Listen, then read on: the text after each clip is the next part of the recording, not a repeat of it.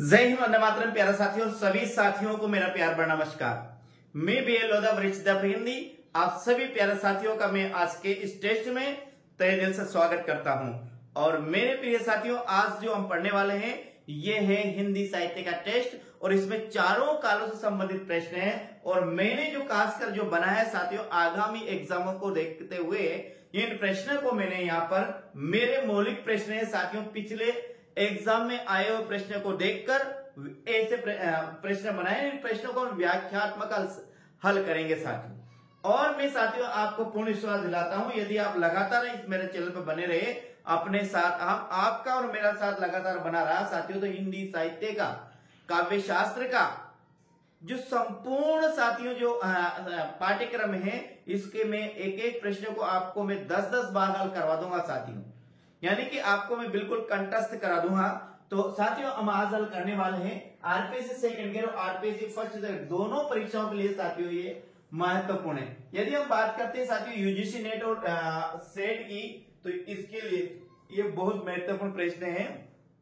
और जिसे हम आरपीएससी फर्स्ट ग्रेड और सेकंड ग्रेड बोलते हैं, उसे एमपी में वर्ग 1 और वर्ग 2 के नाम से जाना जाता है, जिसे पीजीटी और टीजीटी के नाम से जाना जाता है मेरे साथियों। तो आप यदि किसी भी प्रकार की तैयारी कर रहे हो तो बहुत बेहतरीन रूप से मैं आपको यहाँ पर कंटेंट उपलब्ध कराने की कोशिश करूंगा। और निश्चित है आपने जो सपने सजो रखे साथियों, उनको मैं पूरा करने की पूरी कोशिश करूंगा साथियों। तो आप मेरे साथ बिल्कुल बने रहिएगा और हम शुरू करते हैं आज के इस टेस्ट को। आज का टेस्ट है अपना मैराथन टेस्ट होने वाला है। लगभग साथियों इस 1 घंटे का टेस्ट है और 1 घंटे के टेस्ट में व्याख्या प्रश्न को व्याख्या सहित हल करेंगे और वो बेहतरीन रूप से हल करेंगे। आप देखिएगा पहला प्रश्न किस प्रकार का है साथियों।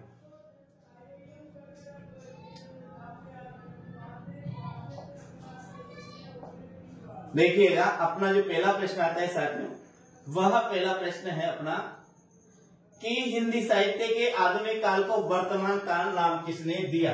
ये यहाँ पर अपना प्रश्न आता है, हिंदी साहित्य के आधुनिक काल को वर्तमान काल नाम किसने दिया साथियों। इस प्रश्न को यहाँ पर हम हल करते हैं साथियों। हिंदी साहित्य के आधुनिक काल को वर्तमान काल नाम, एक देखिए हिंदी साहित्य के 4 कालों में बांटा गया। आपको पता है आदिकाल, भक्ति काल, कौन कौन से, ये तो लिखने की आवश्यकता नहीं है, ये में आप टाइम वेस्ट नहीं करते। आदिकाल, भक्ति काल, रीतिकाल और आधुनिक काल। तो हिंदी साहित्य के चौथा कालखंड है, कौन सा चौथा जो कालखंड है, ये चौथे कालखंड को आधुनिक काल के नाम से जाना जाता है। किस नाम से जाना है? आधुनिक काल के नाम से जाना जाता है। अब इस आधुनिक काल को वर्तमान काल भी कहा जाता है। क्या? वर्तमान काल भी कहा जाता है। अब देखो साथियों यहाँ पर बात करते हैं, हम यहाँ बात कर रहे हैं इसे आधुनिक काल, इसे एक तो क्या है आधुनिक काल, आधुनिक काल भी कहा जाता है। इसकी दूसरी बात करते हैं जिसे वर्तमान काल भी कहा जाता है साथियों। क्या? वर्तमान काल भी कहा जाता है। तीसरी बात करते हैं इसे नव जागरण काल भी कहा जाता है। क्या? नव जागरण काल भी कहा जाता है। चौथी बात करते हैं साथियों इसे गद्य काल भी कहा जाता है। क्या कहा जाता है? गद्य काल भी कहा है। इन कालों से इनको जाना जाता है, आधुनिक काल, वर्तमान काल, नव जागरण काल और गद्य काल, इतने नामों से साथियों इसे जाना जाता है। अब यहाँ पर पहली बात करते हैं आधुनिक काल है, किन ने साथियों इसको आधुनिक काल नाम दिया। तो हम बात करते हैं इसमें 2 नाम आते हैं।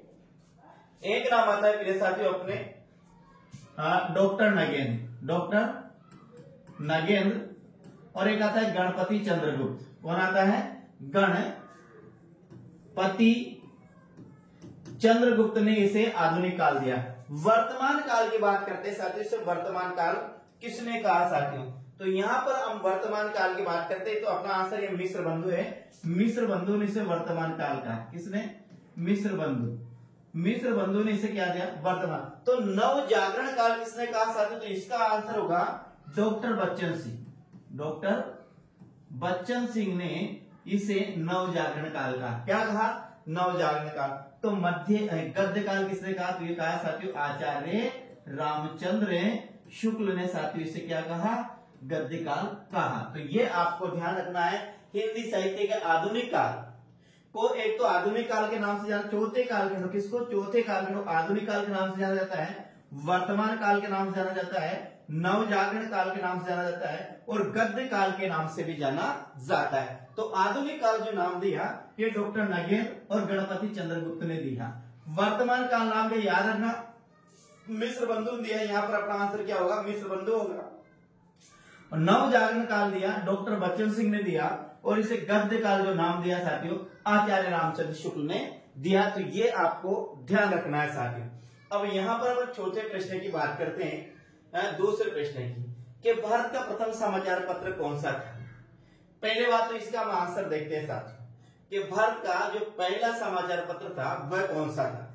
संवाद कौमुदी, मीरात उल अखबार, उदंत मार्तंड या बंगाल गजट है साथियों।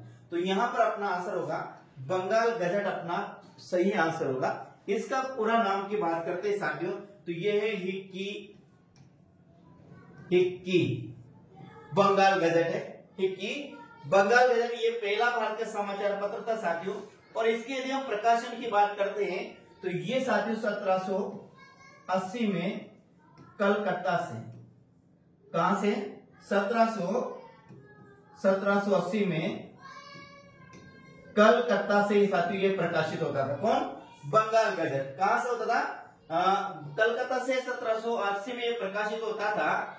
और साथियों इसके संपादक की बात करें James of Hickey, James of Hickey, James of Hickey साथियों इसके क्या थे, संपादक। ध्यान रखना भारत का जो पहला समाचार पत्र था वो कौन सा था, हिक्की बंगाल गजट था जो 1780 में प्रकाशित हुआ था। ये कलकत्ता से प्रकाशित होता था और इसे प्रकाशित करने वाले थे जेम्स हॉफ्ट हिक्की साथियों, इसे प्रकाशित करने वाले थे। अब आगे बात करते हैं साथियों, यहां बात करते हैं उदंत मार्तंड की बात करते हैं। किसकी बात करते हैं, उदंत मार्तंड की साथियों। तो ये उदंत मार्तंड ये साप्ताहिक था साथियों, ध्यान रखना साप्ताहिक था और हिंदी भाषा में प्रकाशित होने वाला, हिंदी भाषा में प्रकाशित होने वाला ये पहला समाचार पत्र था। कौन, उदंत मार्तंड की बात करते हैं तो ये हिंदी भाषा का प्रथम समाचार पत्र था साथियों जो 1826 में जुगल किशोर चतुर्वेदी के द्वारा ये प्रकाशित होता था। ध्यान रखना साथियों, किसके, जुगल किशोर शुक्ल द्वारा, यानी जुगल किशोर शुक्ल इसके क्या थे, संपादक थे।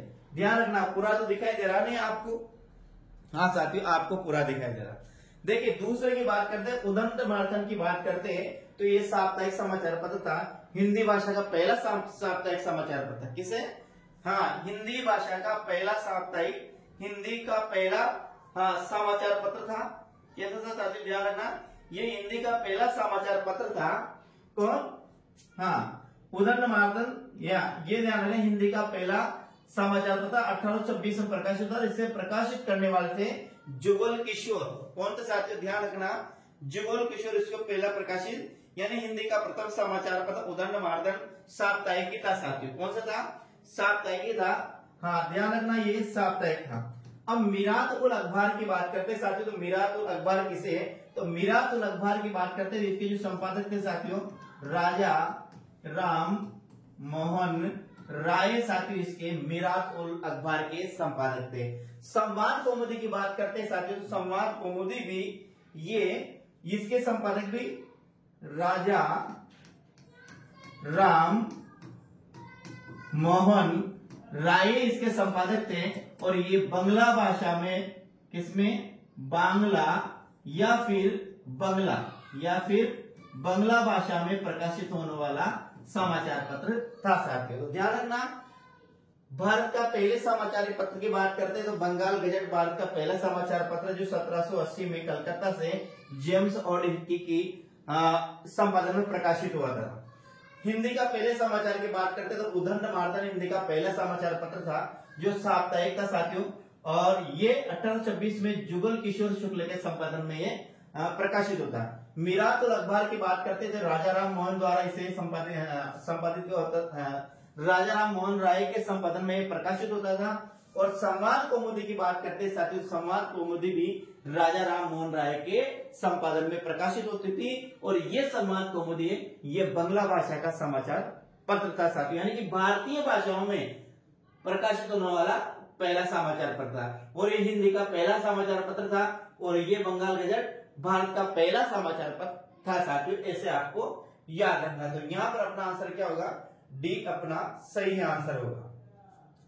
आगे हम बात करते हैं साथियों, अगला आता है निम्न को सुमेलित कीजिए।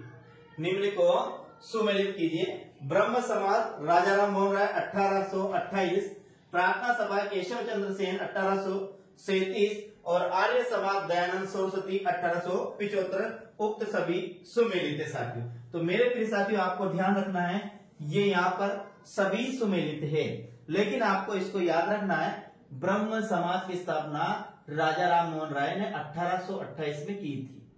याद रखना, ब्रह्म समाज की स्थापना राजा राम मोहन राय ने 1828 में की थी और प्रार्थना सभा समाज की स्थापना समाज की स्थापना केशव चंद्र सेन ने 1867 में की थी और आर्य समाज की स्थापना साथियों दयानंद सरस्वती ने 1875 में की थी। ये आपको याद रखना है। अब याद नहीं साथियों, ऐसे याद रख से मैं बता, यहाँ देखिए इसका निकालेंगे आप बे और इसका निकालेंगे रा, तो इसको याद करेंगे। ब्रह्म समाज में आप रखेंगे बे और रा, क्या याद रखेंगे, बे और रा याद रखेंगे। तो बे से तो बनेगा ब्रह्म और रा से बनेगा राजा राम मोहन राय। प्रार्थना सभा में प्रा और के, ऐसे याद रखे प्रा और के। प्रा से तो बनेगा प्रार्थना सभा और के से बनेगा केशव चंद्र सेन। आर्य समाज में आप याद रखिए आ और दे याद रखिए, तो आ से तो बनेगा आर्य समाज और दे से बनेगा दयानंद सरस्वती। इस प्रकार से आज याद रखेंगे तो इसमें आप कंफ्यूज नहीं होंगे। और यदि आप ऐसे याद नहीं रखेंगे साथियों, इसमें कंफ्यूज होने की बहुत ज्यादा संभावना होती है।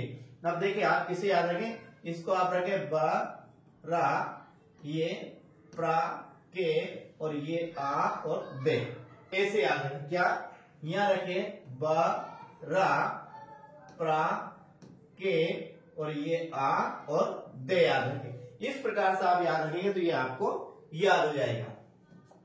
अगला जो प्रश्न आता है, भारतेंदु हरिश्चंद्र का जन्म हुआ था, कहां पर हुआ था साथियों?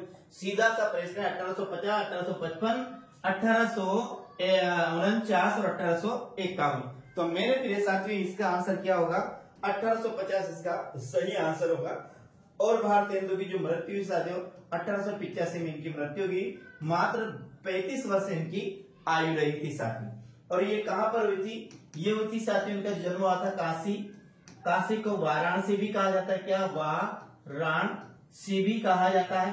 काशी को बनारस भी कहा जाता है। क्या कहा जाता है? बनारस भी कहा जाता है। साथ ध्यान रखना साथियों, काशी को वाराणसी भी कहा जाता है, काशी को बनारस भी कहा जाता है। भारतेंदु हरिश्चंद्र का जन्म हुआ था 1850 में हुआ था। मृत्यु साथियों को 1800 निधन इनका 1885 में हुई थी साथियों। आगे हम बात करते हैं पांचवें प्रश्न की। हिंदी का प्रथम नाटक माना जाता है कोकान, राजश्री, नहुष, सत्य हरिश्चंद्र।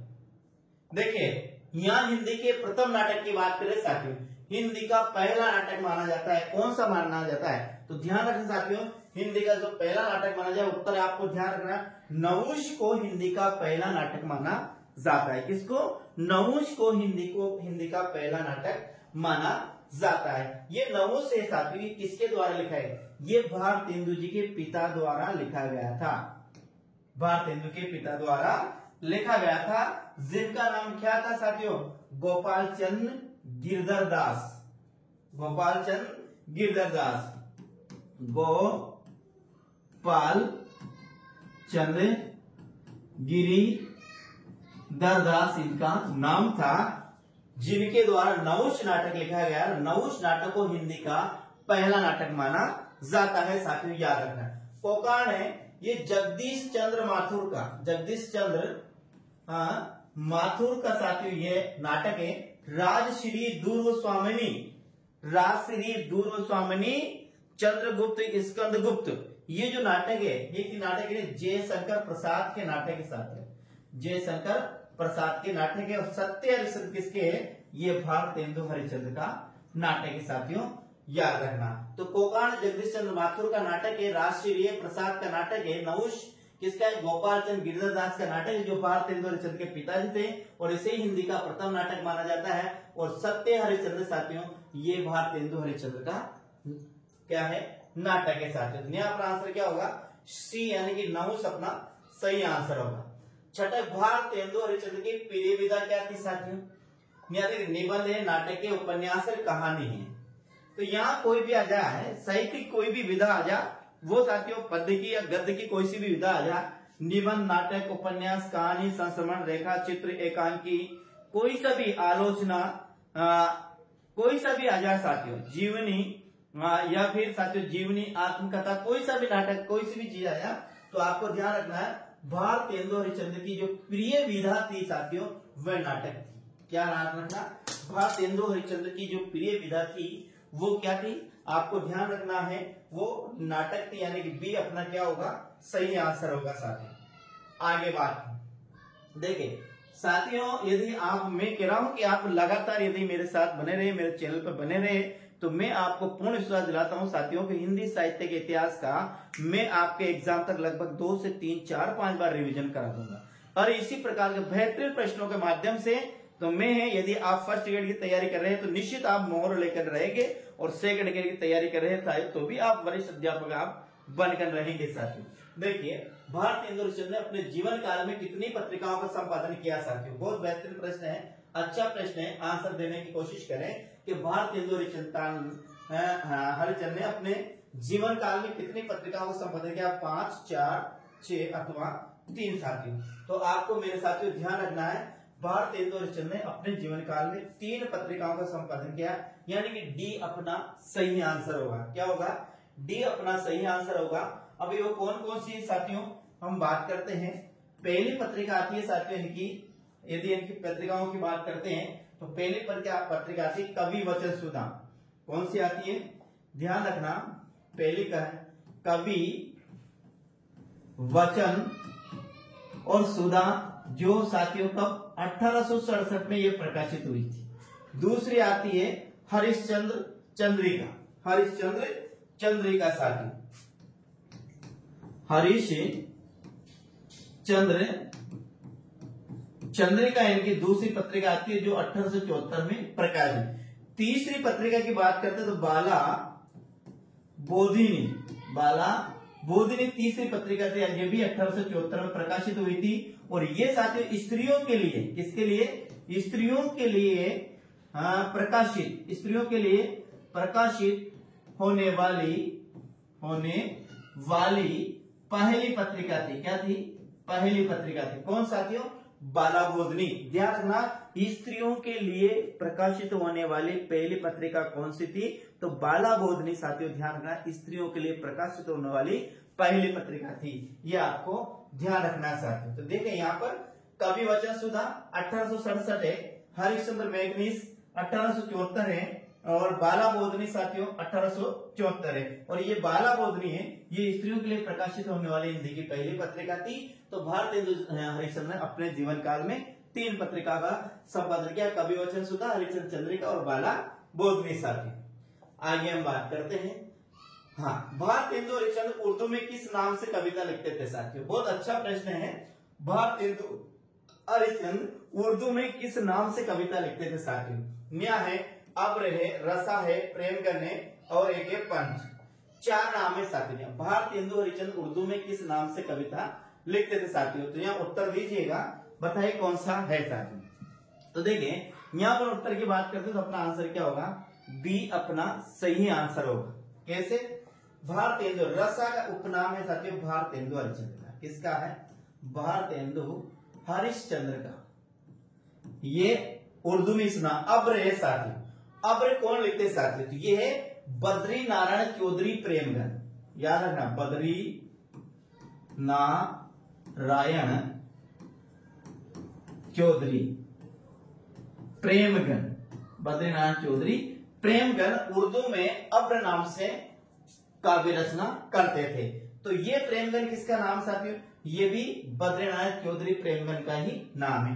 पंत किसका नाम है साथियों? तो आपको पता है सुमित्रानंदन पंत, सुमित्रानंदन पंत। तो आपको ध्यान रखना है, भारतेंदु हरिश्चंद्र उर्दू में रसा नाम से कविता लिखते थे, तो बद्रीनाथ चौधरी प्रेमगन उर्दू में अब्र नाम से कविता लिखते थे। जिस प्रकार से कौन साथियों गद्य सम्राट किसे कहा जाता है हिंदी का? हिंदी का गद्य सम्राट किसे कहा जाता है साथियों? प्रेमचंद। ध्यान रखना, प्रेमचंद को हिंदी का गद्य सम्राट कहा जाता है। और प्रेमचंद ने उर्दू में, ध्यान रखना, प्रेमचंद ने उर्दू में नवाब राय नाम से कविता लिखते थे साथियों, आप ध्यान रखना। और प्रेमचंद का जो मूल नाम था वो धनपत राय, धनपत राय था साथियों। पहला नाम इनका धनपत राय, दूसरा नाम नवाब राय। क्या? नवाब।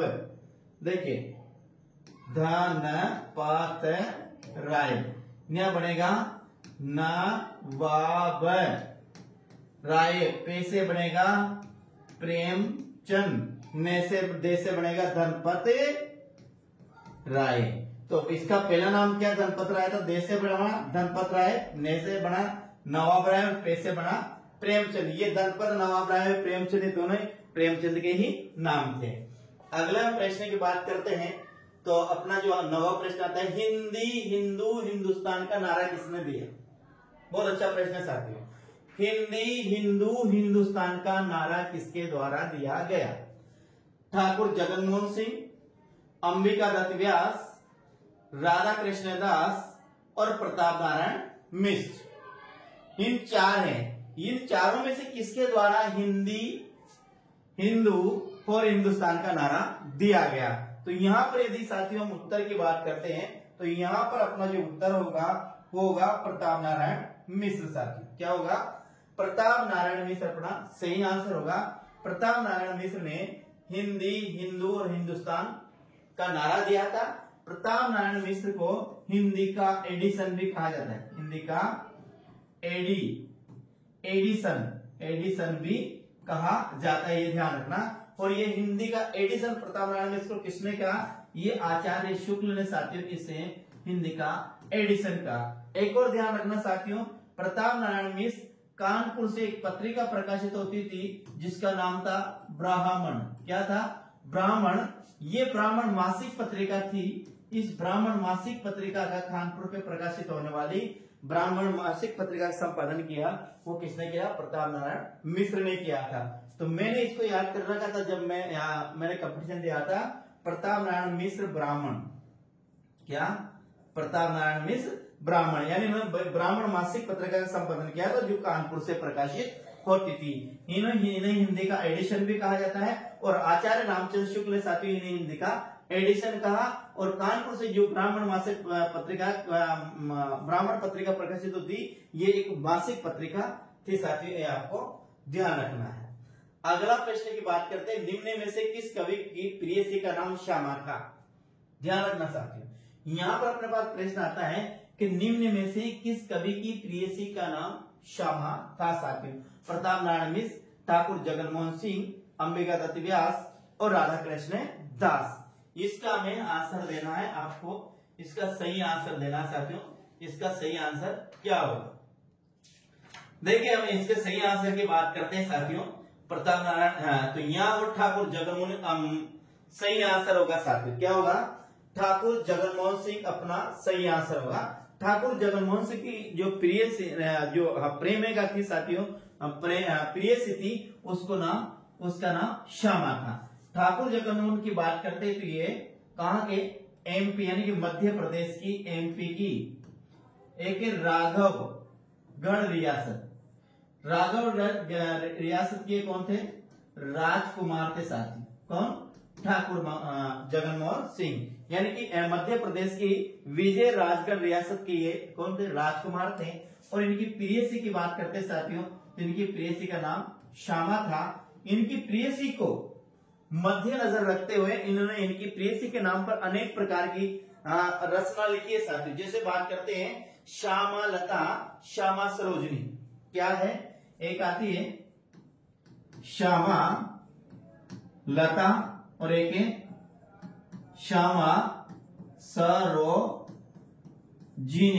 ये इनकी प्रेयसी के नाम पर ही लिखी है साथियों।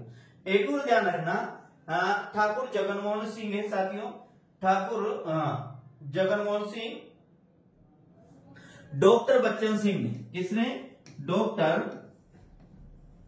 बच्चन सिंह ने इन्हें घनानंद की परंपरा का कवि माना है, घनानंद की परंपरा का कवि माना है, क्योंकि घनानंद ने भी साथियों अपनी जो प्रेयसी थी सुजान के विनय में सुजान विनोद लिखा था। इसी प्रकार ठाकुर जगनमोहन सिंह ने भी अपने प्रेयसी जिसका नाम था श्यामा, तो श्यामा के वियोग में श्यामा को मद्देनजर रखते हुए एक तो लिखी श्यामा लता लिखी श्यामा सरोजनी। तो डॉक्टर बच्चन सिंह ने घनानंद की तुलना, घनानंद को किसको, ठाकुर जगनमोहन सिंह को घनानंद की परंपरा का कवि माना है। तो ध्यान रखना, ये मध्य प्रदेश के राघवगढ़ रियासत के राजकुमार थे, इनकी प्रेयसी का नाम श्यामा था और इनके नाम पर इसने श्यामलता और श्यामा सरोजनी काव्य रचना की है और डॉक्टर बच्चन सिंह ने इन्हें घनानंद की परंपरा का कवि माना है साथियों। आगे हम बात करते हैं, अगला जो प्रश्न आता है, प्रश्न नंबर 11 है, रीतिकाल को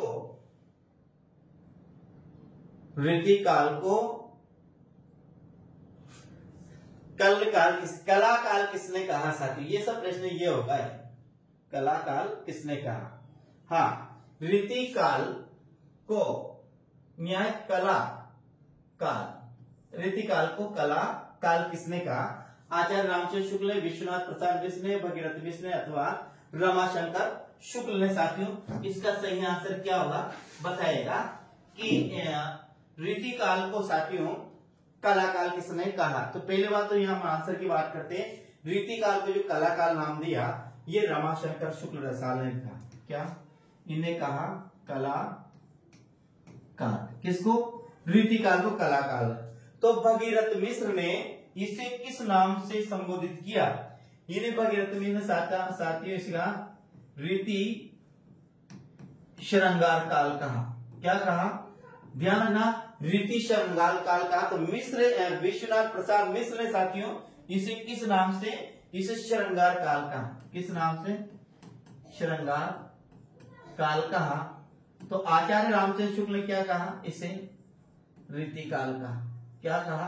रीतिकाल का। एक नाम और आता है साथियों इसमें याद रखना, एक आता है उत्तर मध्य काल। उत्तर मध्य काल ये है हजारी प्रसाद द्विवेदी ने रीतिकाल। हजारी प्रसाद द्विवेदी ने रीतिकाल को उत्तर मध्य काल कहा। एक और आता है साथियों अलंकृत काल। अलंकृत काल, अलंकृत काल, ये अलंकृत काल कहा मिश्र बंधुओं ने। किसने कहा?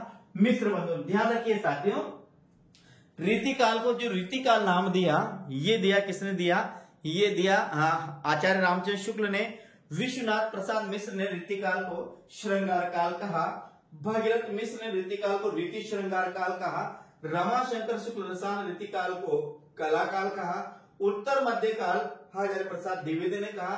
तो अलंकृत काल है साथियों ये कहा मिश्र बंधुओं ने। मिश्र बंधुओं ने इसे कहा गया अलंकृत काल, इसका नाम दिया है साथियों। ये इतना सा आपने, यानी कि रीतिकाल को जो रीतिकाल का नाम दिया या आचार्य रामचंद्र शुक्ल दिया। विश्वनाथ प्रसाद ने इसे श्रृंगार काल कहा, तो भगीरथ मिश्र ने इसे रीति श्रृंगार काल कहा।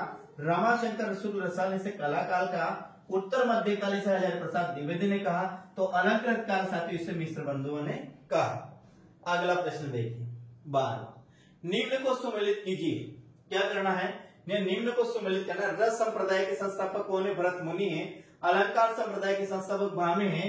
ध्वनि संप्रदाय के आनंद वर्धन है। या रीति संप्रदाय के संस्थापक आचार्य वामन। साथियों इनको हमें संपादित करना है। तो साथियों प्रिय विद्यार्थियों आपको ध्यान रखना है, यहाँ पर चारों ई है, उपयुक्त सभी की सभी क्या है? सभी सुमेलित है। यानी कि रस संप्रदाय के जनक माने जाते हैं वो भरत मुनि माने जाते हैं। और भरत मुनि ने कौन सा लिखा? नाट्य शास्त्र लिखा। ध्यान रखना। तो रस संप्रदाय के जनक कौन है? भरत मुनि है। तो अलंकार संप्रदाय के जनक कौन है? आचार्य भामे है। ध्वनि संप्रदाय के जनक कौन है? आनंद वर्धन है। और रीति संप्रदाय के जनक कौन है? आचार्य वामन है। आपको ध्यान रखना, रस संप्रदाय के जनक भरत मुनि, अलंकार संप्रदाय के जनक भामे है, ध्वनि संप्रदाय के जनक आनंद वर्धन है और रीति संप्रदाय के जनक कौन है? आचार्य वामन है साथियों, यानी कि सभी क्या है, सभी सुमिलित। अलंकार संप्रदाय में वो भी ध्यान है, आप मेले के साथ एक चीज मिलता है ना, बा रू और ये दे लिखा हमने, क्या लिखा, बारूद। तो बा से तो बनेगा भा में, रू से बनेगा रुद्रट और दे से बनेगा दंडी। रू से बनेगा क्या, रुद्रट। तो भा में रुद्र और दंडी, ये अलंकारवादी क्या थे, हाँ आचार्य थे। एक और बात देखते थे, जसवंत सिंह, जसवंत सिंह, बीकानेर के राजा जसवंत सिंह, जिन्होंने क्या लिखा, भाषा भूषण, क्या लिखा, भाषा भूषण लिखा साथियों। तो ये भाषा भूषण जो ग्रंथ है ये भी किनका है, ये जसवंत सिंह का। जसवंत सिंह को भी अलंकारवादी संप्रदाय माना जाता है। तो अलंकार संप्रदाय में 4 याद करना है, भामे याद करना है, रुद्र याद करना है, दंडी याद करना और जसवंत सिंह याद करना। तो इसको हम ऐसे भी याद करते हैं, क्या, बारूद जे, बारूद जे। बा से भा में, रुद्र से रुद्रत, दे से दंडी और जे से जसवंत सिंह याद करना है। इसी पर ध्वनि के है आनंदवर्धन है और रीति सांप्रदायिक जने के आचार्य वामन साथियों। अगला प्रश्न अपना आता है 13वां प्रश्न है, निम्न को सुमिलित कीजिए। निम्न को सुमिलित कीजिए साथियों, ये आपको दिख तो रहे, हाँ निम्न को सुमिलित करना है हमें। देखिए पहला निम्न सभी सुमिलित साथियों, यानी नाट्यशास्त्र भरत मुनि ने लिखा, तो काव्य अलंकार भामे ने लिखा साथियों, ध्वन्यालोक आनंदवर्धन ने लिखा, काव्य अलंकार सूत्र साथियों वामन ने लिखा, वक्रोक्ति जीवितम साथियों कुंतक ने लिखा और औचित्य विचार साथियों किसने लिखा, आचार्य क्षेमेंद्र ने लिखा। प्रिय साथियों ये आपको ध्यान रखना है। अब देखें ये औचित्य जो विचार है ये औचित्य संप्रदाय के जनक के साथ कौन है, औचित्य संप्रदाय के। ये वक्रोक्ति जो ये वक्रोक्ति संप्रदाय के जनक, किसके, वक्रोक्ति संप्रदाय के जनक कौन है, कुंतक है। ये वक्रोक्ति संप्रदाय जनक है और ये औचित्य संप्रदाय जनक है, ये रीति संप्रदाय जनक है, ये ध्वनि संप्रदाय के जनक है, भामे ये अलंकार संप्रदाय के जनक है और ये साथियों किसके, ये रस संप्रदाय के जनक है। तो नाट्यशास्त्र भरत मुनि ने लिखा, काव्य अलंकार साथियों भामे ने लिखा और एक और याद रखना, काव्य अलंकार तो लिखा भामे ने और काव्य अलंकार सूत्र लिखा वामन ने। यहाँ देखिए यहाँ काव्य अलंकार है, यहाँ पर भी काव्य अलंकार है, तो काव्य अलंकार तो लिखा किसने, भामे ने लिखा और यदि सूत्र पास से लगा दिया तो किसने लिखा, वामन ने लिखा। ध्वन्यालोक में आनंदवर्धन ने लिखा और ये ध्वनि संप्रदाय के जनक माने जाते हैं। वक्रोक्ति जीवितम में साथियों कुंतक ने लिखा, ये वक्रोक्ति संप्रदाय के जनक माने जाते हैं। औचित्य विचार साथियों आचार्य क्षेमेंद्र ने लिखा और ये औचित्य संप्रदाय के जनक माने जाते हैं साथियों।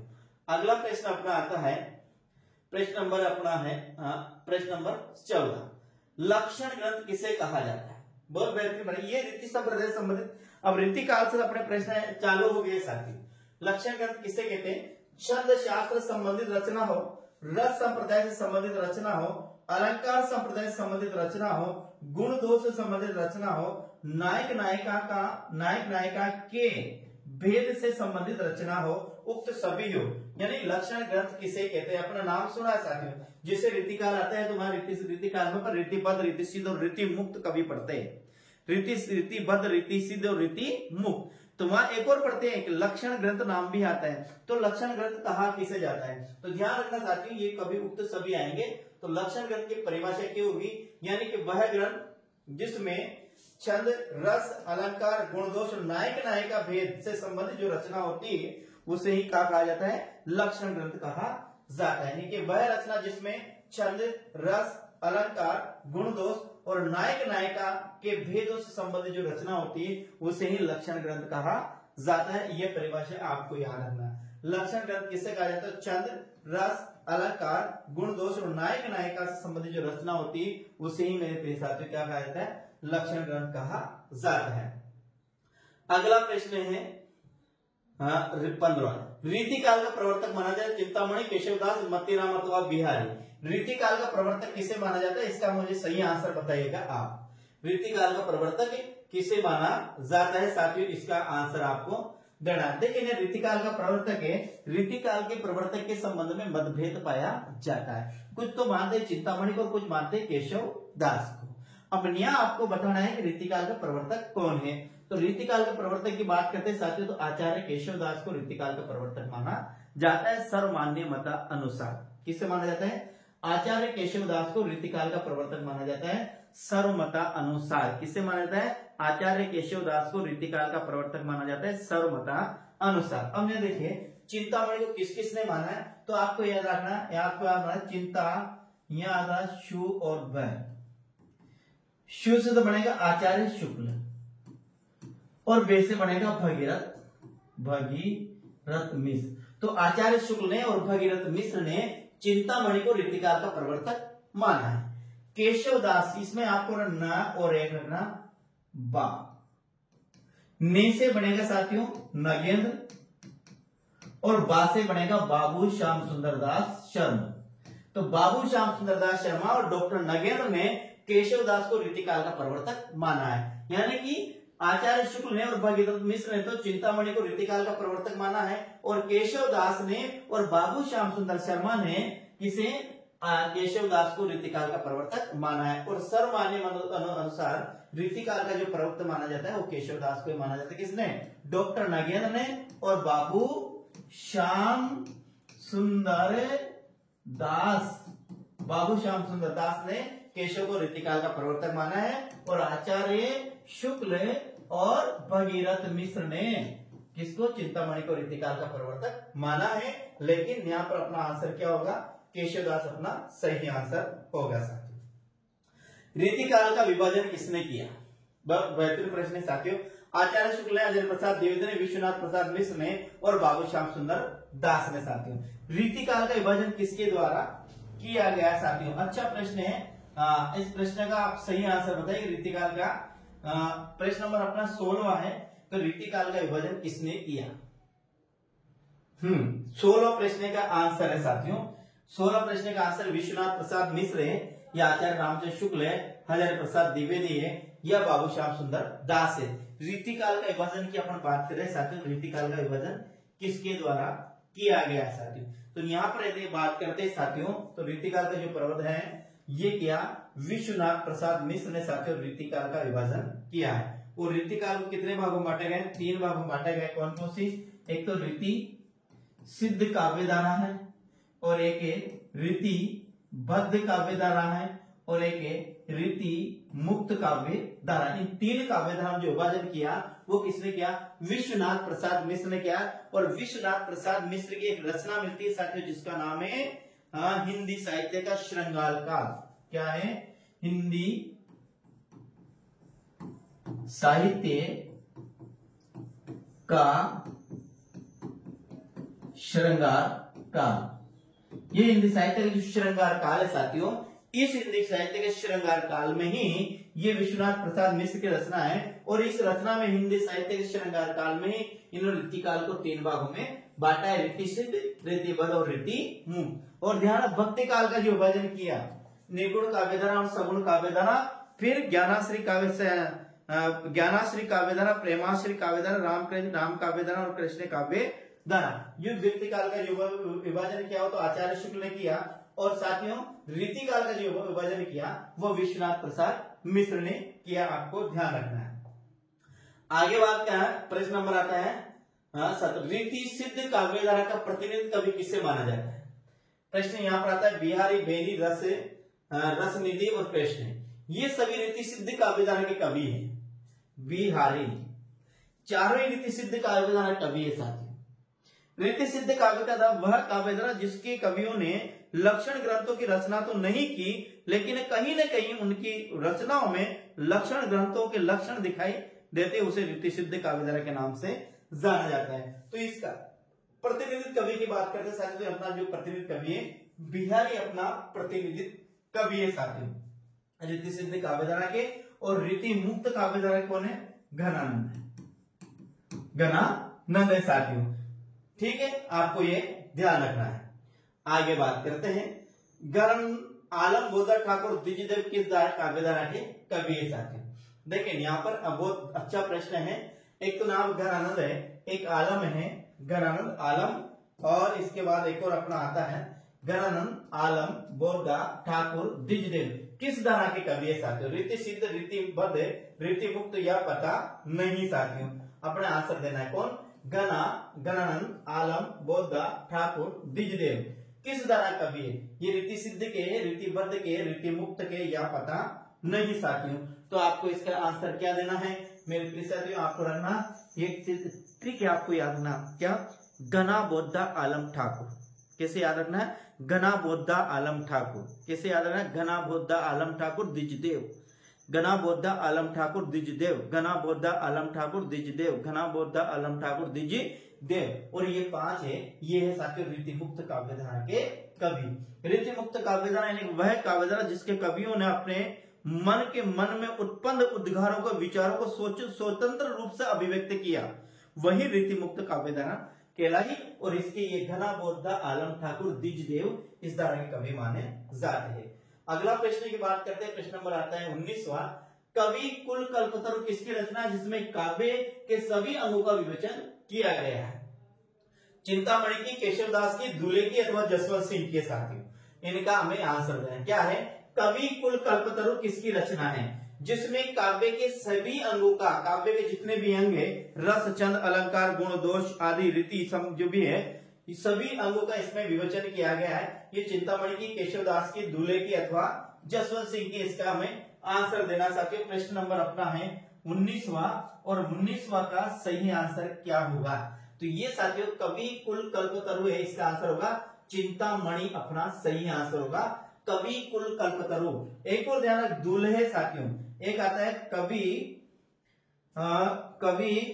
कवि कंठहार, नाम याद नहीं आ रहा सभी साथियों मुझे। एक नाम है, दूल्हे की रचना है, कवि कंठहार, ऐसी कोई रचना है, कवि कुल कल्पतरु, कवि कुल कंठहार ऐसी रचना है साथियों कोई, कवि कुल कंठहार, हाँ ये होगा कवि कुल कंठहार। कवि कुल कंठहार जो रचना है ये दूल्हे की है, और कवि कुल कल्पतरु है ये किसकी है? ये चिंतामणि की। आपको ध्यान रखना, कवि कल्पतरु रचना ये चिंतामणि की है, और कवि कुल कंठहार है। तो कंठहार यानी कंठ में जो माला पहनी जाती है कौन? दूल्हा पहनता है। तो याद रखना दूल्हे की रचना है कवि कुल कंठहार, और कवि कुल कल्पतरु ये किसकी है? चिंतामणि की। कवि कुल कंठहार ये किसकी है? दूल्हे की। अब देखिए इनके और भी है साथियों की, चिंतामणि की तो है, कवि कुल कल्पतरु है, इसके बाद एक काव्य निर्णय है। क्या याद रखना है आपको? आपको याद रखना है काव्य निर्णय, काव्य निर्णय, काव्य प्रकाश, काव्य प्रकाश। आपको एक और छंद विचार, छंद विचार, और एक है रामायण। ये रचना है साथियों, ये भी किसकी है? ये भी चिंतामणि की ही रचना, आपको याद रखना है। कवि कुल कल्पतरु की चिंतामणि की है, काव्य निर्णय भी चिंतामणि का है, काव्य प्रकाश भी चिंतामणि का है, छंद विचार भी चिंतामणि का है, और रामायण भी किसकी रचना? चिंतामणि की रचना है। सब चिंतामणि की रचना है साथियों। काव्य निर्णय नहीं साथियों, आपको ध्यान रखना है, ये इसकी काव्य प्रकाश, काव्य विवेक है। क्या मुझे याद आता है? निर्णय तो आता है साथियों भिखारीदास की रचनाओं में, निर्णय आता है भिखारीदास की, यहाँ रखना है काव्य विवेक, काव्य विवेक है साथियों इसकी रचना। और एक काव्य है प्रकाश, और एक है छंद विचार, और एक है रामायण, एक है रामायण, ये इसकी रचना है। काव्य निर्णय या काव्य विवेक आएगा साथियों, आपको ध्यान रखना है। अगला प्रश्न आता है, सेनापति माने जाते हैं अलंकारवादी, रसवादी, छंद शास्त्र संबंधित आचार्य या उक्त कवि? हाँ सेनापति, सेनापति, हाँ सेनापति है, वो कौन से आचार्य माने जाते हैं साथियों? ये अपन को सही आंसर देना है। प्रश्न नंबर 20वां है, 20वां का सही आंसर देना है कि सेनापति। तो सेनापति साथियों ये अलंकारवादी आचार्य माने जाते हैं, इनका यही सही आंसर है कि जो सेनापति साथियों ये कौन है? ये अलंकारवादी आचार्य। इतना सा आपको याद रखना है साथियों। क्या रखना? सेनापति कौन से आचार्य? तो सेनापति को आप याद रखना, ये अलंकारवादी आचार्य है, ये इतना सा याद रखना साथियों। देखिए यह सेनापति की जगह इसको हम आंसर चेंज करते हैं, तो यहां लिखते हैं हम सेनापति की जगह साथियों जसवंत सिंह। क्या लिखते हैं? जसवंत सिंह। और जसवंत सिंह कौन थे? ये बीकानेर के राजा थे। कहां से कहां के राजा थे? ये बीकानेर के राजा थे। और जसवंत सिंह की जो रचना है वो है भाषा भूषण। क्या है? भाषा भूषण। और भाषा भूषण क्या है? ये अलंकार शास्त्र संबंधित रचना है। और ये जयदेव के चंद्रलोक की तर्ज पर, याद रखना, जयदेव के चंद्रलोक की तर्ज के आधार पर जसवंत सिंह ने भाषा भूषण में अलंकारों का वर्णन किया है। इसलिए जसवंत सिंह को अलंकारवादी आचार्य माना जाता है। सेनापति नहीं, आप यहाँ लिखेंगे जसवंत सिंह लिखेंगे साथियों। क्या कि जसवंत सिंह माने जाते हैं, तो ये अलंकारवादी आचार्य माने जाते हैं। ये बीकानेर राजा थे, इनका जो ग्रंथ है वो भाषा भूषण है और ये अलंकार से संबंधित रचना है साथियों। अगला प्रश्न की बात करते हैं अपना, तो अगला प्रश्न आता है 21वां। भक्त युग को हिंदी साहित्य का स्वर्ण युग किसने कहा साथियों? तो आचार्य शुक्ल ने, colonel James Tod, George Grierson अथवा गार्सादे तासी। तो भक्त युग को हिंदी साहित्य का जो स्वर्ण युग कहा साथियों, इसका जो सही आंसर की बात करते हैं तो इसका जो अपना सही आंसर हो क्या होगा? जॉर्ज ग्रियर्सन इसका सही आंसर होगा कि जॉर्ज ग्रियर्सन ने हिंदी साहित्य के हिंदी साहित्य के दूसरे कालखंड को, जिसे भक्ति काल के नाम से जाना जाता है, जिसको हिंदी साहित्य का स्वर्ण युग कहा। हिंदी क्यों कहा स्वर्ण युग साथियों? क्योंकि इसमें सभी काव्य प्रवृत्तियों, सभी साथियों संप्रदायों और सभी का साहित्य आपस में इसमें तालमेल बैठता है, इसलिए इसको हिंदी साहित्य का स्वर्ण युग कहा है। और किसने कहा? जॉर्ज ग्रियर्सन ने साथियों, याद रखना, भक्ति युग को हिंदी साहित्य का स्वर्ण युग कहा है साथियों। आगे प्रश्न नंबर आता है 22वां। भक्तिकालीन साहित्य में किस रस की प्रधानता है? ध्यान रखना, भक्तिकालीन साहित्य में किस रस की प्रधानता है उसकी बात करेंगे। श्रृंगार की रस की प्रधानता है, या फिर साथियों श्रृंगार की है, शांत की है, करुण की अथवा वात्सल्य की? किसमें? भक्तिकालीन साहित्य में। भक्ति काल का जो साहित्य है उसमें किस रस की प्रधानता है? भक्ति काल के साहित्य में किस रस की प्रधानता है? तो साथियों वैसे याद रखना, भक्ति काल का जो साहित्य है उसमें शांत रस की प्रधानता है। किस रस की है? ध्यान रखना, भक्ति काल का जो साहित्य है उसमें शांत रस की प्रधानता है। तो यहाँ पर अपना आंसर क्या आएगा? अपना आंसर यानी कि बी अपना सही आंसर। भक्ति काल के जो साहित्य है उसमें किस रस की प्रधानता है? शांत रस की प्रधानता। क्योंकि संत साहित्य में भी शांत रस की प्रधानता है, और जो राम काव्य धारा उसमें भी शांत रस की प्रधानता है साथियों। तो यहाँ पर यदि इसकी प्रधानता की बात कर दिया जाए तो इसमें कौन सा है? भक्ति काल का जो है साहित्य उसमें शांत रस, यानी कि बी अपना सही आंसर होगा। आगे हम बात करते हैं, निम्न को सुमेलित कीजिए। भक्ति काल, पूर्व मध्यकाल, लोक जागरण काल या फिर पहला भारतीय नव जागरण, ये किसने कहा? तो देखिए साथियों, पूर्व मध्यकाल जो शब्द आता है, ये पूर्व मध्यकाल आता है साथियों किसके लिए? ये आता है भक्ति काल के लिए। भक्ति काल के लिए आता है। उत्तर मध्यकाल की बात करते हैं तो आता है रीतिकाल के लिए। किसके लिए आता है? रीतिकाल के लिए। ध्यान रखना, पूर्व मध्यकाल कहा जाता है, तो ये कहा जाता है भक्ति काल को। किसको? भक्ति काल को। और उत्तर मध्यकाल, तो ये कहा जाता है रीति काल को।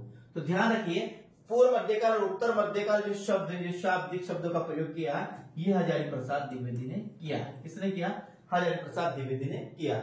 तो पहला अपना है यहाँ पर पूर्व मध्यकाल, बिल्कुल हजारी प्रसाद द्विवेदी ने कहा। लोक जागरण काल हजारी प्रसाद द्विवेदी ने कहा साथियों, बिल्कुल सही है।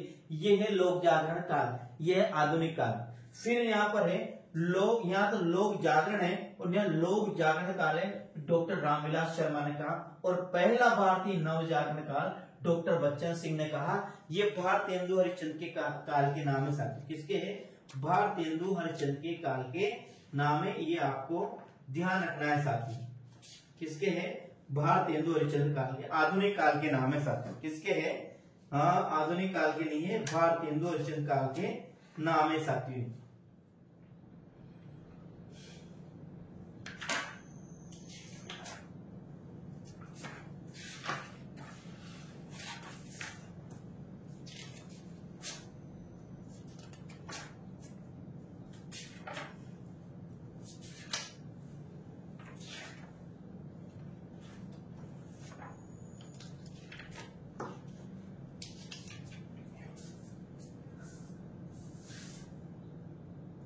पहला भारतीय नवजागरण, लोक जागरण काल, पूर्व मध्य काल। हाँ, वैसे साथियों ये शायद भक्ति काल के नाम है। किस काल के नाम है? ये भक्ति काल के नाम है। इसका मैं आपको देखकर बताऊंगा कि ये पूर्व मध्य काल तो आचार्य प्रसाद द्विवेदी, ये भक्ति काल को ही कहा गया है। ठीक है, लोक जागरण काल आचार्य प्रसाद द्विवेदी है। बिल्कुल साथियों, ये है, ये चारों जो काल है ये भक्ति काल से संबंधित नाम है, भक्ति काल के नाम है। यानी आचार्य प्रसाद द्विवेदी ने इसे लोक जागरण काल भी कहा, तो डॉक्टर रामकुमार वर्मा ने लोक जागरण काल कहा, और पहला भारतीय नवजागरण डॉक्टर बच्चन सिंह ने कहा। फिर भी कल अपन बात करेंगे इस प्रश्न की कि ये बाकी जो 3 काल है ये किस काल के नाम है साथियों, इसकी हम बात करेंगे। वैसे मेरा है कि ये भक्ति काल के ही नाम होंगे। किसके होंगे? भक्ति काल के ही नाम होंगे, फिर भी आपको बताना है। अगला है निम्न को सम्मिलित कीजिए। हाँ, भक्ति काल के ही नाम है साथियों, ध्यान रखना वो किसके नाम है, वो भक्ति काल के ही नाम है। हमने देखिए निम्न को सुमिलित कीजिए। सुमिलित है कि भक्ति काल के उद्भव के कारण बताए। यहाँ पर जो प्रश्न दे रखा है इसमें भक्ति काल के उद्भव के कारण बता रहे कि भक्ति काल के उद्भव के कारण कौन कौन से हैं। तो भक्ति काल के उद्भव के कारण है उसमें एक माना जाता है मुस्लिम आक्रमण माना जाता है, एक माना जाता है पहले से चली आ रही परंपरा, एक ईसाई मत से भक्ति आंदोलन का उद्भव, एक मुस्लिम संस्कृति से भक्ति आंदोलन का उद्भव। तो यहाँ देखिए इनको सुमिलित करना है। तो बिल्कुल साथियों जो मुस्लिम आक्रमण से भक्ति काल का जो भक्ति आंदोलन का जो उद्भव मानते हैं वो आचार्य रामचंद्र शुक्ल मानते हैं। आचार्य रामचंद्र शुक्ल कहना है कि मुस्लिम आक्रमण से उत्पन्न हताशा और निराशा की प्रतिक्रिया स्वरूप ही भक्ति आंदोलन का उद्भव हुआ, ऐसा कहना है आचार्य रामचंद्र शुक्ल। क्या कि भक्ति काल की मुस्लिम आक्रमण की उत्पन्न निराशा और हताशा से ही भक्ति आंदोलन का उद्भव हुआ, ऐसा कहना है आचार्य रामचंद्र शुक्ल का। तो आचार्य प्रसाद द्विवेदी का कहना है कि नहीं, ऐसा नहीं है, यह पहले से चली आ रही परंपरा का ही एक कारण है। तो यह है आचार्य प्रसाद द्विवेदी का मत। तो ईसाई मत से भक्ति आंदोलन का उद्भव मानते हैं जॉर्ज गिरिसन, वेबर और किट। ये साथी तीनों ईसाई है, तो ये ईसाई है, तो ये ईसाई मत से ही इसका मानते उद्भव मानते हैं। तो मुस्लिम संस्कृति के प्रभाव का परिणाम मानते हैं ताराचंद, हाबिद हुसैन और हुमायूं कबीर। ये हाबिद हुसैन भी साथियों मुस्लिम है और हुमायूं कबीर भी क्या है, मुस्लिम है। तो ये दोनों ही मुस्लिम संस्कृति के प्रभाव का परिणाम मानते। आपको यह ध्यान रखना है कि मुस्लिम संस्कृति के प्रभाव का परिणाम कौन मानते हैं, तो डॉक्टर प्रोफेसर ताराचंद, हाबिद हुसैन और हुमायूं कबीर, ये तीनों ही साथियों किसको, भक्ति काल को मुस्लिम संस्कृति के प्रभाव का परिणाम मानते हैं। तो ईसाई मत की देन है वो जॉर्ज गिरिसन, वेबर और किट साथियों भक्ति काल को ईसाई मत की देन मानते हैं। तो पहले से चली आ रही परंपरा आचार्य प्रसाद द्विवेदी मानते हैं। तो मुस्लिम आक्रमण की प्रतिक्रिया से उत्पन्न आचार्य रामचंद्र शुक्ल मानते हैं। ये आपको याद रखना है। अगले की बात करते हैं, भक्ति आंदोलन का उद्भव हुआ साथियों उत्तर भारत में, दक्षिण भारत में, पूर्वी भारत में अथवा पश्चिमी भारत में। तो मेरे प्रिय साथियों भक्ति आंदोलन का जो उद्भव हुआ वो कहाँ हुआ, दक्षिणी भारत में हुआ। कहाँ पर हुआ, दक्षिणी भारत में हुआ। हाँ, एक पंक्ति है साथियों, भक्ति उपजे द्रविड़ी उत्तर लाए रामानंद, प्रगट कियो कबीर सप्तद्वीप नवखंड। ये जो प्रसिद्ध पंक्तियां हैं ये है साथियों डॉक्टर सत्येंद्र के अनुसार ये पंक्तियां कि भक्ति उपजी द्रविड़ी उत्तर लाए रामानंद, प्रगट कियो कबीर सप्तद्वीप नवखंड। ये डॉक्टर सत्येंद्र के अनुसार है। तो भक्ति का उद्भव हुआ वो दक्षिणी भारत में ही भक्ति का उद्भव हुआ साथियों। उत्तर भारत में भक्ति आंदोलन के जनक माने जाते हैं साथियों। तो उत्तर भारत में जो भक्ति आंदोलन के जनक माने जाते हैं साथियों, राघवानंद है, रामानंद है, वल्लभाचार्य है, विठलनाथ है। तो यहाँ पर यदि हम बात करते हैं साथियों तो रामानंद अपना सही आंसर होगा। क्या होगा, रामानंद। उत्तर भारत में जो भक्ति आंदोलन के साथियों प्रवर्तक माने जाते हैं वो रामानंद को माना जाता है साथियों। और पूरे भारत में जो भक्ति आंदोलन को जो प्रकट किया वो कबीर के बारे में ऐसा कहा जाता है। तो यहाँ पर क्या आएगा, बी अपना सही आएगा। उत्तर भारत में भक्ति आंदोलन जनक माना जाते हैं वो कौन माने जाते हैं, रामानंद माने जाते हैं साथियों। भक्ति काल को विभिन्न काव्यधाराओं में विभाजित किसने किया साथियों, तो भक्ति काल को जो विभिन्न काव्यधाराओं में विभाजित करने वाले हैं तो कौन है, आचार्य रामचंद्र शुक्ल है, विश्वनाथ प्रसाद है, डॉक्टर रामकुमार वर्मा, आचार्य प्रसाद द्विवेदी। इसका सही आंसर क्या होगा, तो प्रिय साथियों ध्यान रखिए भक्ति काल को जो विभिन्न काव्यधाराओं में विभाजित किया वो किया साथियों आचार्य रामचंद्र शुक्ल ने किया और रीतिकाल को जो विभिन्न काव्य धारा में विभाजित किया वो विश्वनाथ प्रसाद मिश्र ने किया। एक और ध्यान रखना, भक्ति काल को किसमें, निर्गुण काव्य धारा और सगुण काव्य धारा, ज्ञानाश्री काव्य धारा और प्रेमाश्री काव्य धारा, राम काव्य धारा और कृष्ण काव्य धारा, ये विभाजित किया, ये आचार्य रामचंद्र शुक्ल ने किया। और भक्ति काल को रीति काल में जो रीति सिद्ध, रीतिबद्ध और रीति मुक्त काव्य धारा जो विभाजित किया वो विश्वनाथ प्रसाद मिश्र ने किया। ये अपन को ध्यान रखना है साथियों। अगला जो प्रश्न आता है 30वां, वर्ण व्यवस्था में जाति पाति का विरोध किस काव्य धारा की विशेषता है। बिल्कुल अच्छा प्रश्न है। वर्ण व्यवस्था एवं जाति पाति का विरोध किस काव्य धारा की व्यवस्था है। सगुण भक्ति काव्य धारा की, राम भक्ति काव्य धारा की, कृष्ण भक्ति काव्य धारा की, निर्गुण भक्ति काव्य धारा की। तो एक तो है वर्ण व्यवस्था है और एक है जाति पाति का विरोध। इन दो का जो विरोध किया वह किस काव्य धारा के कवियों ने किया है, किस काव्य धारा में किया गया।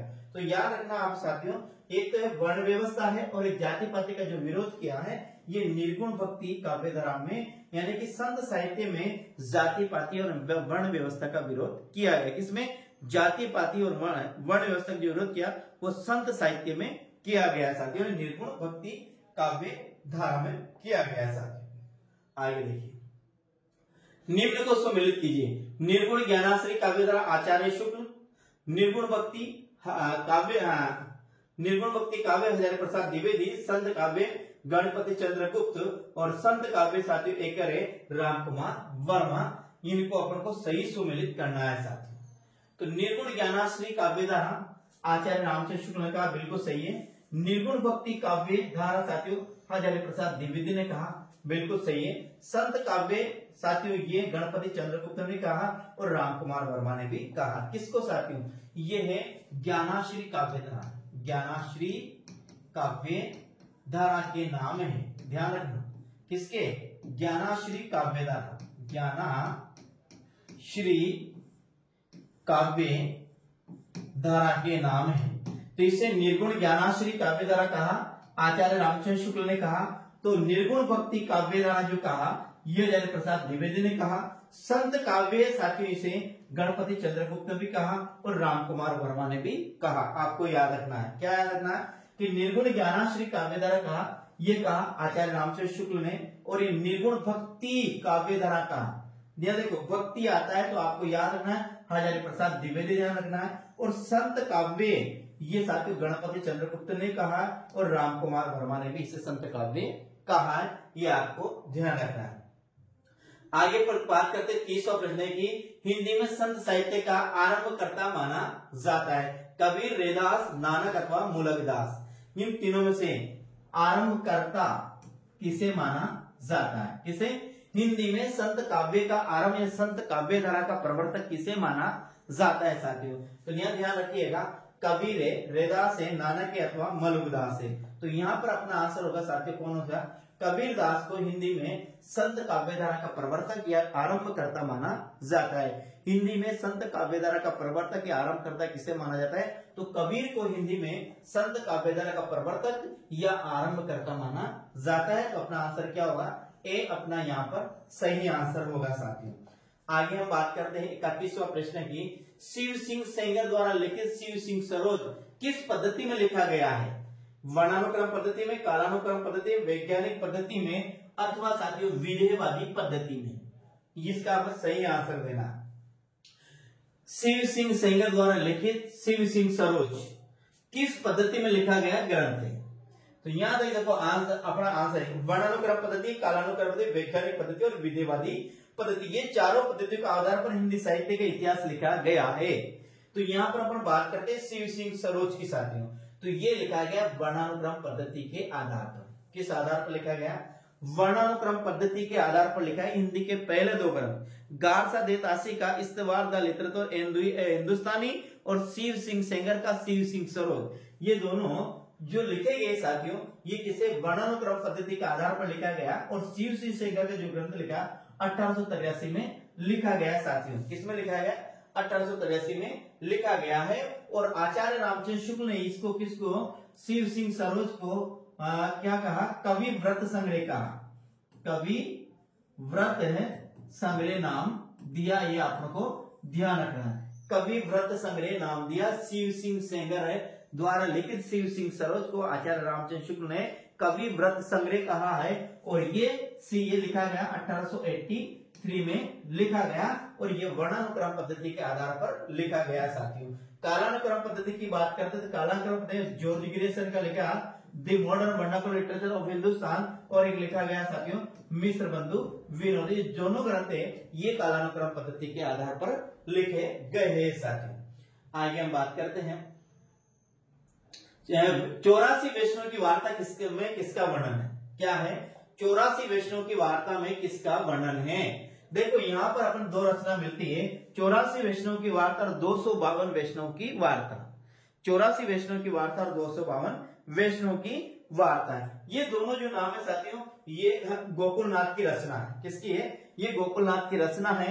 इसमें जो 84 वैष्णव की वार्ता है इसमें किसका वर्णन है, रामानंद के शिष्यों का, रामानुजाचार्य के शिष्यों का, वल्लभाचार्य के शिष्यों का अथवा विठलनाथ के शिष्यों का वर्णन है साथियों।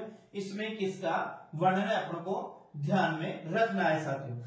तो अपन बात करते हैं तो 84 वैष्णव की वार्ता है साथियों, उसमें किसके शिष्यों का वर्णन है। 84 वैष्णव की वार्ता का वर्णन इसमें है साथियों वल्लभाचार्य के शिष्यों का वर्णन है। किसमें वल्लभाचार्य के शिष्यों का वर्णन है। और 252 वैष्णव की वार्ता है किसे 252 वैष्णव की वार्ता है इसमें विठलनाथ के शिष्यों का वर्णन है साथियों।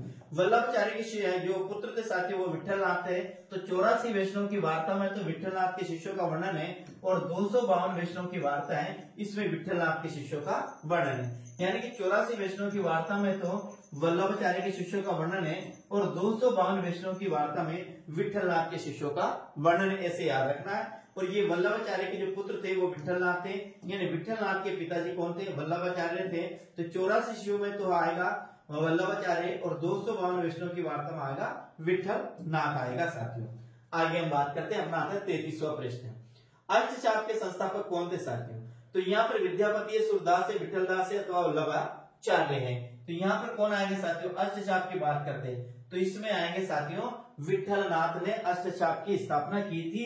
यानी कि अपना जो सही आंसर साथियों सी, यानी कि अपना जो आंसर है सी अपना सही आंसर। जो विठलनाथ अष्टचाप की स्थापना की थी इसमें 8 शिष्य थे साथियों। 8 शिष्य को इन्होंने भगवान श्री कृष्ण का जो मंदिर है उसमें 8 पहर की जो रचना भजन कीर्तन के लिए इन्होंने नियुक्त किए थे। और इसमें जो मुख्य थे साथियों वह सूरदास थे। इसे सूरदास को साथियों अष्टचाप की क्या कहा जाता है याद नहीं आ रहा फिर आपको बताएंगे, आप बड़े सा प्रश्न है।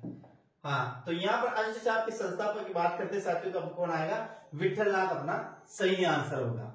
मिश्र बंधु विनोद 3 भाई थे जिसमें शामिल है। बहुत बेहतरीन प्रश्न है, उलझाने वाला प्रश्न है, आपको याद होगा फिर भी आप इसमें उलझेंगे। देखिएगा मिश्र बंधु विनोद कितने मिश्र बंधु विनोद यानी मिश्र बंधु कितने भाई थे।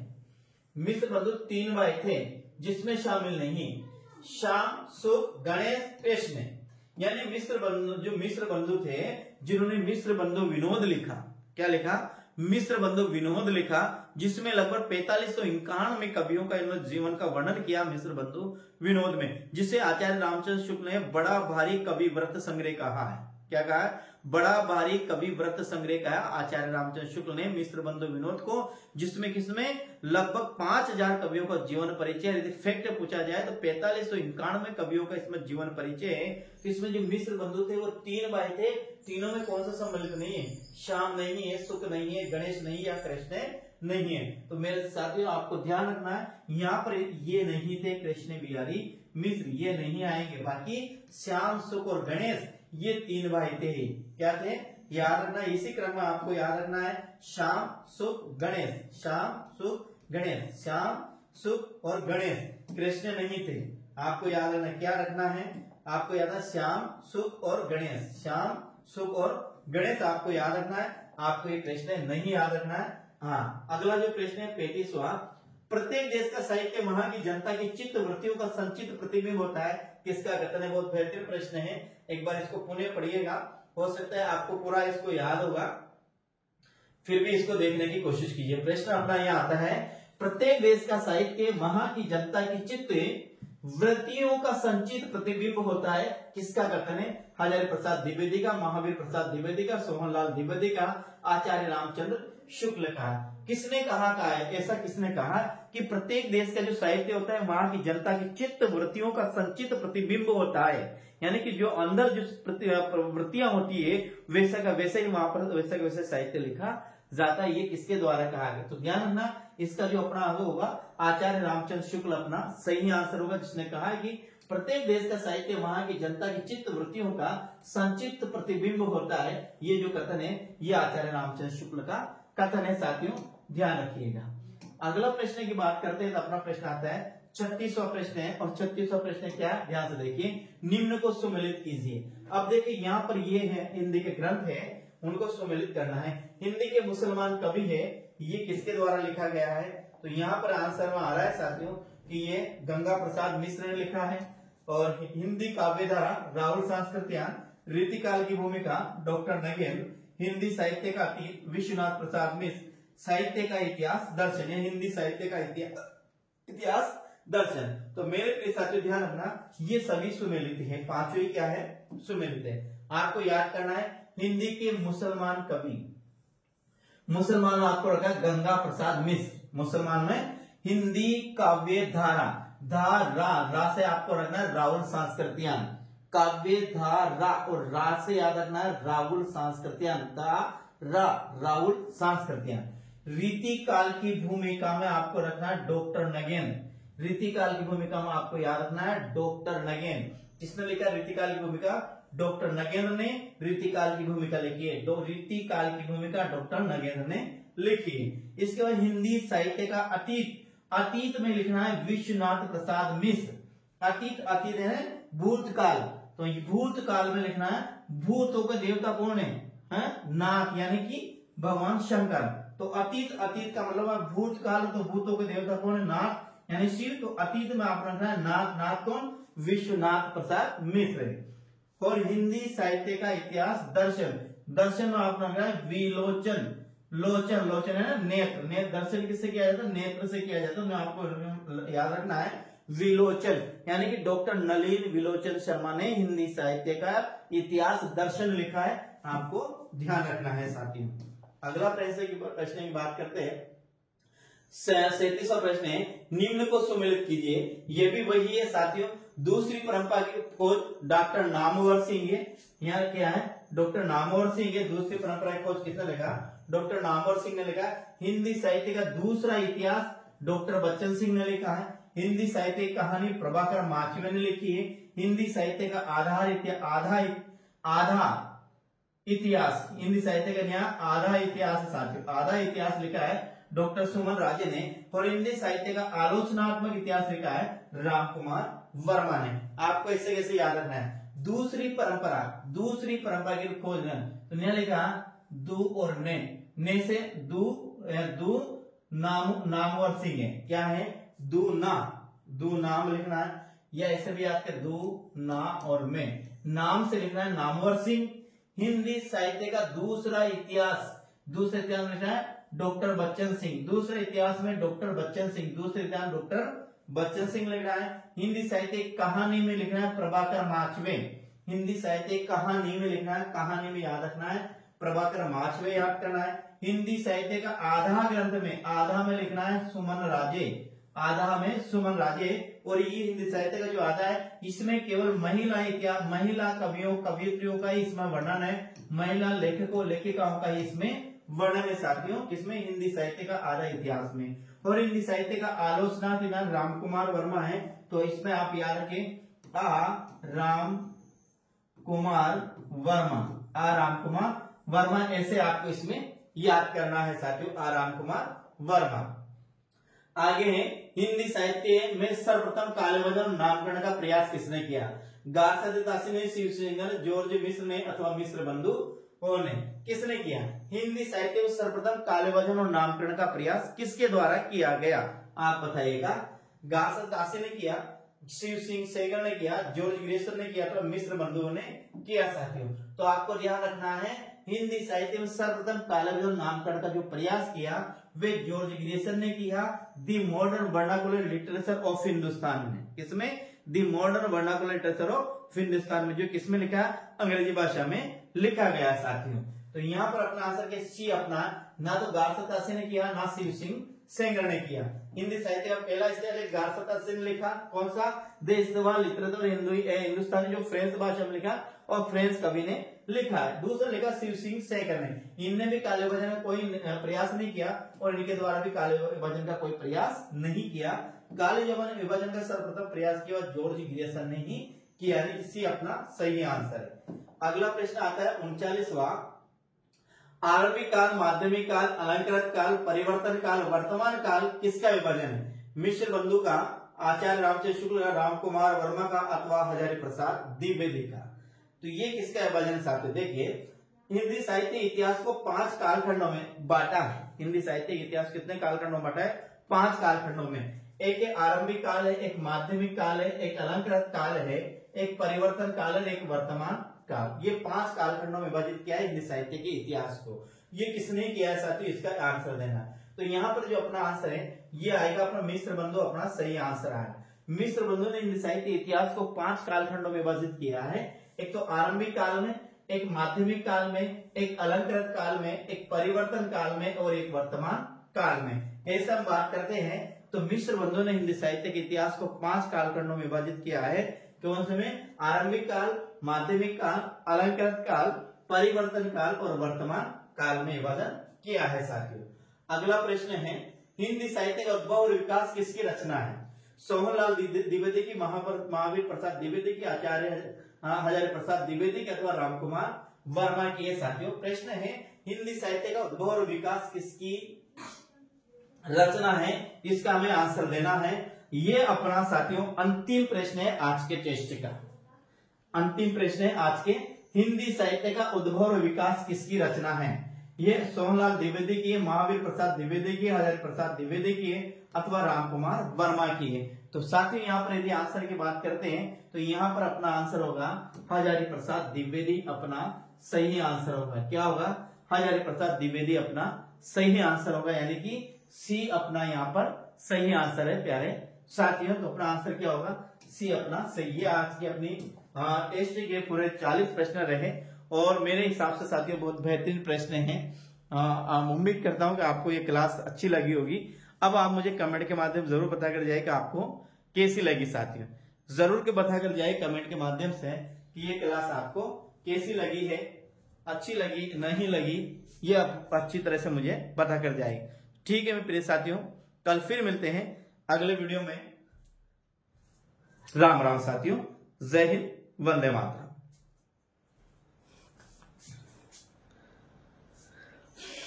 इसके पहले साथियों चैनल को आपने सब्सक्राइब कर ही लिया होगा, नहीं किया तो ज्यादा जल्दी चैनल को सब्सक्राइब कीजिएगा, साथ साथ बेल आइकन दबाकर ऑल पर प्रेस करेगा। और मैं आपसे उम्मीद करता हूं कि आप वीडियो को लाइक और शेयर जरूर करेंगे। इतने शेयर करेंगे कि आपके पास जितने भी व्हाट्सएप और टेलीग्राम ग्रुप है साथियों सभी में आप इसको यानी इस चैनल को छोड़ने के पहले इसे जरूर शेयर करते जाएंगे यदि आपने अभी तक नहीं किया हो तो। ठीक है साथियों, जरूर करिएगा, फटाफट कर दीजिएगा, शेयर जरूर इसे कर दिएगा। तो जय हिंद, वंदे मातरम। मिलते हैं कल फिर अगले, यानी कि मैं आपको साथियों और दूसरे या तीसरे दिन में आपके लिए एक टेस्ट लेकर आऊंगा। बाकी अपनी क्लासें हैं, जिस दिन टेस्ट रहेगा उस दिन क्लास नहीं रहेगी और जिस दिन टेस्ट रहेगा उस दिन अपनी क्लास चलती रहेगी साथियों। ठीक है साथियों।